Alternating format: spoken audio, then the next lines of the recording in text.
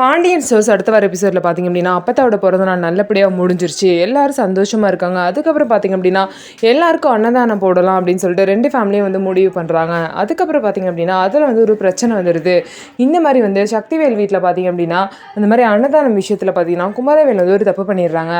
First வந்து ஒருத்தவங்கள்ட்ட சாப்பாடு கேட்குறாங்க. அவங்க என்னால் இப்போதைக்கு பண்ண முடியாது, வேறு ஒரு நம்பர் தரேன், நீங்கள் அவங்கள்ட்ட கேட்டுக்கோங்கன்னு சொல்கிறாங்க. ஆனால் குமரவேல் அவங்கள்ட்ட கேட்காம அந்த விஷயத்தையே அப்படியே மறந்துடுறாங்க. அதனால சாப்பாடு வரவே இல்லை. இதனால பார்த்தீங்க அப்படின்னா சக்திவேல் வீட்டில் வந்து பார்த்தீங்கன்னா வந்து விருந்தாளிங்க எல்லாம் வந்து இப்படி பெரிய மனுஷனாக வந்து இந்த மாதிரி வேலை பண்ணுறீங்க, எங்களை சாப்பாடு போடுறேன்னு சொல்லிட்டு இப்படி வெயிட் பண்ண வைக்கிறீங்க அப்படின்னு சொல்கிறாங்க. இருங்க நாங்கள் வேறு ரெடி பண்ணுறோம் அப்படிங்கிறாங்க. ஏன் நாங்கள் என்ன சாப்பாடு இல்லாமல் இருக்கோம் அப்படின்னு சொல்லிட்டு அவங்கெல்லாம் கோச்சிக்கிட்டு கிளம்ப பார்க்குறாங்க. அதுக்கப்புறம் பார்த்தீங்க அப்படின்னா கரெக்டாக வந்து பார்த்தீங்கன்னா பாண்டியன் வந்து ரெடி பண்ண சாப்பாடெல்லாம் வந்துருச்சு. அப்போ இவங்கெல்லாம் கிளம்ப போகிறேன் அப்படின்னு சொல்லும் போது கதிர் பார்த்தீங்க அப்படின்னா எல்லாரும் போகாதீங்க, இருங்க, எங்கள் அப்பா ரெடி பண்ண சாப்பாடு வந்துருச்சு, நீங்கள் எல்லாம் சாப்பிட்டு தான் போகணும் அப்படின்னு சொல்லிட்டு எல்லாரையும் மனசார பார்த்தீங்க அப்படின்னா சாப்பிட வைக்கிறாங்க. இதனால சக்திவேலுக்கு முத்துவேலுக்கு ரொம்பவே வந்து கோபம் வருது. பார்த்தீங்கன்னா சக்திவேலுக்கு வந்து நம்ம வந்து சாப்பாடு போடாமல் நம்ம விருந்தாளிகள்லாம் அங்கே போய் சாப்பிட்றாங்களே அப்படின்னு சொல்லிட்டு ரொம்பவே அசிங்கமாயிருச்சு.